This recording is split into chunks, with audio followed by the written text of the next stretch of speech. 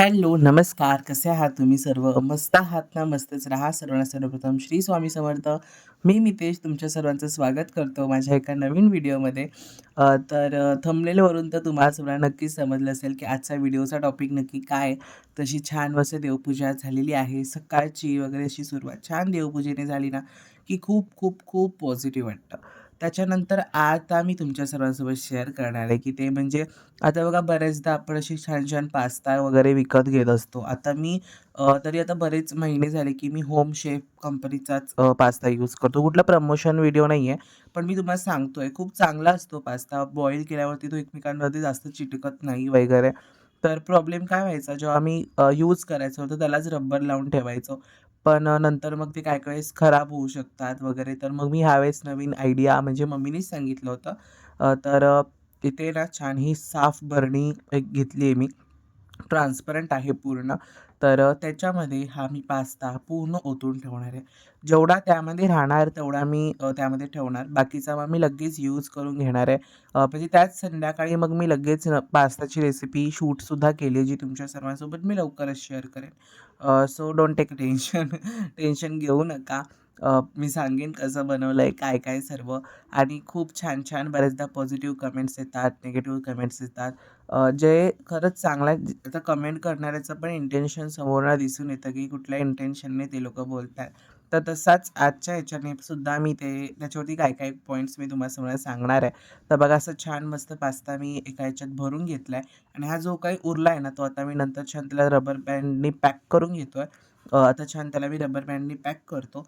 म्हणजे तो आता इव्हनिंगला म्हणजे संध्याकाळीच लगेच मग मी तो बनवणार होतो.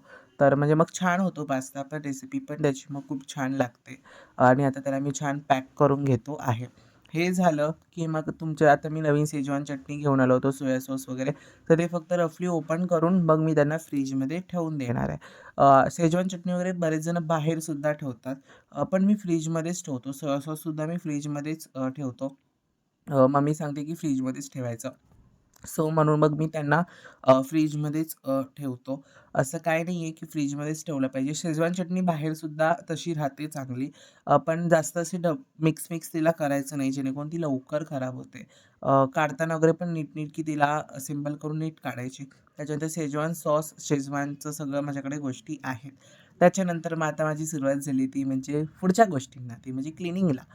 तर क्लीनिंग करताना बरेच जणांना हा प्रश्न वाटत असेल, की "तू का करतोय क्लीनिंग? त्याच्यानंतर घरामध्ये 2घं जण बायका आहेत, त्यांना काय जातं करायला?"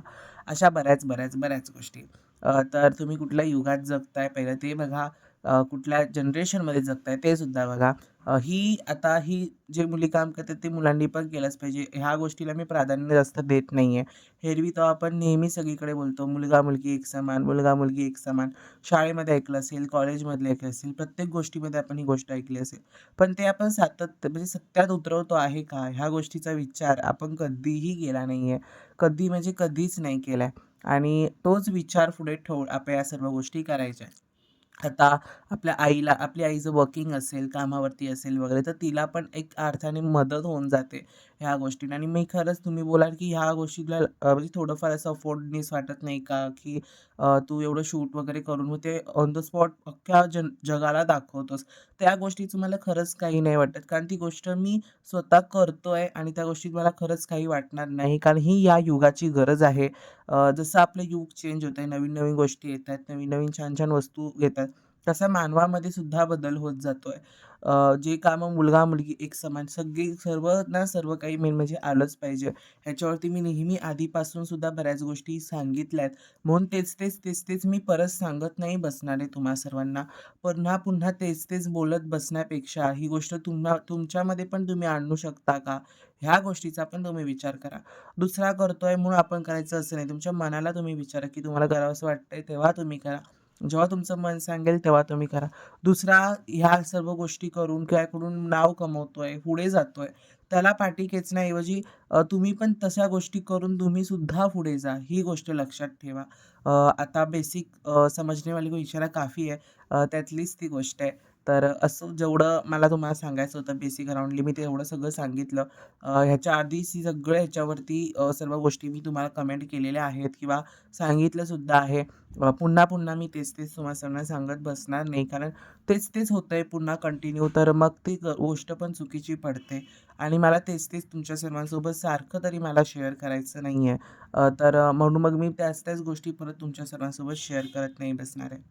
तुम्ही एवढं छान मस्त प्रेम दिलं, की आज आपली साक्षात अंबाबाई आपल्यासमोर आहे आणि असंच सगळ्यांना भास होत होते. बघा, उत्तरपूजेचं सर्व सामान मी काढून घेतलंय.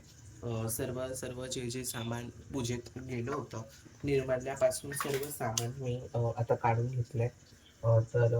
आता मी तुम्हाला सगळं शेअर करणार आहे, की ते म्हणजे बऱ्याच जणांचे काल डी-एम आले. त्याच्यानंतर आपल्या ह्याला Instagramला मला डी-एम्स आले.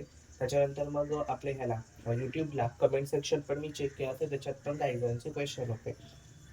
काही जणांचा असा प्रश्न होता, की देवीला तू जी कवड्यांची माळ घातली आहेस, तर ती पिवळी नाहीये. असली माळ महालक्ष्मी मातेला चालत नाही. तर असे पण मला कमेंट्स आले. ही माळ मी जेव्हा घेतली, तेव्हा तिथे एक दत्ताचं मंदिर आहे सुंदरसं, तिथे गुरुजी बसतात. त्यांना मी दाखवली, की म्हटलं, की मी महालक्ष्मी मातेचं व्रत आहे जे आपल्या मार्गशीर्षचं, तर त्याच्यामध्ये ही माळ मी देवीला घालू शकतो का? किंवा ह्या कवड्या मी देवीला घालू शकतो का? तर त्यांनी कुठल्याही क्षणाचा विलंब न करता ते हां बोलले. ते बोलले, "त्याच्यात काहीच नाहीये, देवीला तू घालू शकतोस." कारण देवीला पिवळ्या कवड्या पण प्रिय आहेत आणि ह्या कवड्या पण प्रिय प्रिय आहेत, आवडतात त्यांना. म्हणून मग मी घातली देवीला.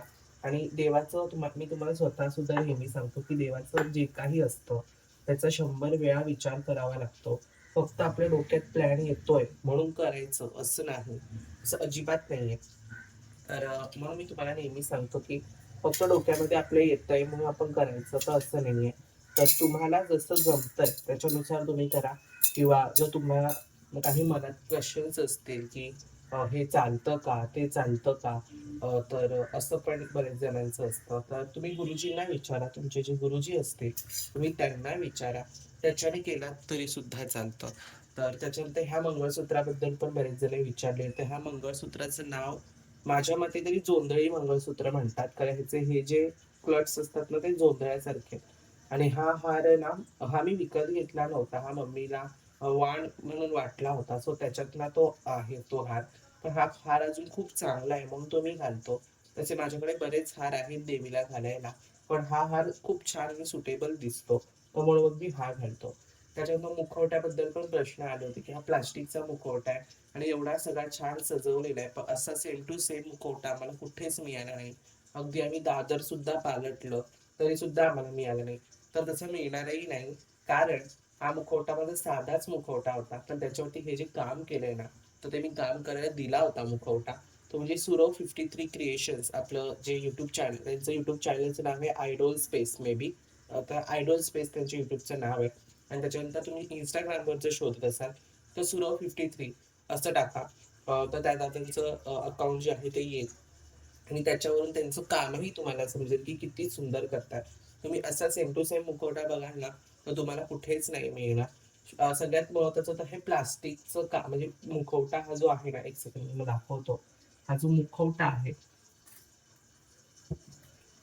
तर हा मुखवटा प्लास्टिकचा आहे. तर प्लास्टिकचा मुखवटा असल्यामुळे काय प्रॉब्लेम होतो, की जेव्हा ब्लॅक बॅकग्राऊंड पण तुम्ही बघा, नथ पडली वाटतं? नाही. तर मुखवटा नीट बसत हे नाही होत त्याला. स्टिकीनेस जो असतो तो निघत जातो. जर ह्या जागी तुमचा फायबरचा मुखवटा असेल, तर त्याच्यावरती तो नीटनेटका बसेल. हे सगळं जे स्टिकचं आहे ना, त्याच्यावरती नीटनेटकं बसेल. पण प्लास्टिकवरती त्यांनी खूप प्रयत्न केला. पहिलं तर नाही होतं, की कसं होईल वगैरे. पण दादाला सांगितलं, तर दादांनी मला चांगलं करून दिलं. शेवटी तिची इच्छा होती, म्हणून ती एवढी छान रूपामध्ये तयार झाली. तर अशा प्रकारचा हा काहीसा मुखवटा आहे.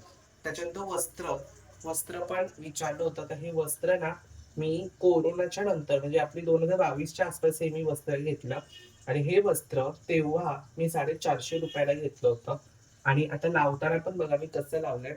पूर्ण कोल्हापूर अंबाबाई सारखं ते स्वरूप येतंय. तुम्हाला ह्याच्याने तरी समजत असेल, की मी कशाप्रकारे करतोय. अ, तर बघा अशा प्रकारे पिन्स लावतो साइडनी म्हणजे मुखवटा जो आपण जेव्हा बसवू ना तेव्हा पण ते छान बसेल आणि हे जे आपण प्लेट्स वगैरे लावलेत ना, तर ते सुद्धा नीटनेटके बसतील. तर अशा प्रकारे मी पिन्स लावतो. पिन्स लावल्याने काय होतं की पदर आहे देवीचा, तो नीटनेटका फिक्स बसतो. सतत हलत नाही. जर तुम्ही इथे पिन्स नाही लावलात ना, तर मग काय देवीचं हा जो पदर आहे, तो सतत असा उलगडत राहील, निघत राहील. तर म्हणून मग मी तशा प्रकारे काही केलं नव्हतं आणि हा खूप सुंदर पदर आहे. पूर्ण खण पॅटर्नमध्ये हे वस्त्र आहे, अखंड आणि खूप सुंदर आहे. माझा सगळ्यात आवडता कलरचं वस्त्र आहे हे. त्याच्यानंतर आता सगळ्या गोष्टी मी कलश खालती घेतो. तर कलशाबद्दल पण प्रश्न होते, की एवढी उंची मला द्यायची होती. एवढी उंची मी दिली आहे. त्याच्या खालती मी हे 2 पाट ठेवतो, ज्याच्याने त्याला छान उंची भेटते आणि हा सिक्वेन्स कव्हर करतो. तर अशा काहीसा हा माझं पूजेचा कलश वगैरे आहे. त्याच्यानंतर ही माळ, बरेच जणांचे प्रश्न, प्रश्न, प्रश्न त्या ह्या माळेवरूनच होते. तर ही आहे ती कवड्यांची माळ. किती सुंदर आहे ना. ही तुम्ही नंतर तुमच्या देवघरातला जो मंगळ कलश असतो, तुम्ही त्यालाही घालू शकता किंवा तुमच्या कुलदेवीला अशी गोल गुंडाळून ठेवू शकता. म्हणजे आपली तुळजाभवानी आहे, महालक्ष्मी माता आहे, तिला गुंडाळून वगैरे याच्यात ठेवू शकता. म्हणजे आपण श्रीयंत्रावर तसं असं करून ठेवतो. तर तशा प्रकारे पण तुम्ही देवीला घालू शकता. आता ह्याच्यात खूप सारे साईज अवेलेबल आहेत. तुम्ही मोठी, आता ही मी मीडियम साईज घेतली, ह्याच्यापेक्षा पण मोठी साईज मिळते. मी मीडियम साईज घेतली. तर असे काहीसे बरेचसे पराक्रम पूजेत मी करतो आणि तेव्हाच म्हणून ते एवढे सगळे मी पराक्रम करतो ना, म्हणून ती तुम्हाला पूजा ती तेवढी सुंदर दिसते आणि छान दिसते. ती प्रत्येक पूजा मग तुम्हाला सर्वांना आवडते. त्याच्यानंतर आणखीन एक मोठा आणि महत्त्वाचा प्रश्न, की तू 5 प्रकारची पानं कधीही लावत नाही. आम्ही कधी पाहिलं नाही तुझ्या व्लॉगमध्ये, की तू 5 प्रकारची पानं लावली. I don't know why, but त्यांना का असं वाटलं, की सगळी मी नेहमी 5 प्रकारचीच पानं लावतो. जेवढी पानं मला मिळतात, तेवढी सगळी पानं मी नेहमी लावतो. असं मी कधीच केलेलं नाहीये, की मला हे पान मिळालं नाहीये, मला ते पान मिळालं नाहीये. मी म्हणून नाही केलं. जेव्हा तुम्हाला कुठलंच पान अवेलेबल नाही होत, तेव्हा अशा प्रकारे नागवेलीचं पान लावा. काल काय प्रॉब्लेम झाला, 5 प्रकारची पानं सगळी घेऊन आलो होतो. पण त्यांच्यात सकाळी बघतो तर एक प्रकारचं जे पान होतं ते सुकलं होतं. तर म्हणून मग मी त्या जागी नागवेलीचं पान लावलं. तसं केलात तरी सुद्धा चालतं. असं नाहीये की म्हणजे 5 प्रकारचीच पानं पाहिजे. म्हणजे कशीही 5 प्रकारची सांगितली आहेत म्हणून कशी पण 5 प्रकारची घ्यायची असं नाही करायचं. पूजेला आपण ज्या वस्तू वापरतो, आपल्या पूजेत जे काही आपण करतो, तर ते चांगलंच असलं पाहिजे. चांगल्या प्रतीचंच असलं पाहिजे. आता पानं म्हणाल तर ती चांगली टवटवीत फ्रेशच असली पाहिजे. तुम्हाला ढगळ जमत नसेल तर फक्त पान लावलात तरी सुद्धा चालेल. तर असे काही प्रश्न होते सगळ्यांचे, जे मी आता क्लिअर केले.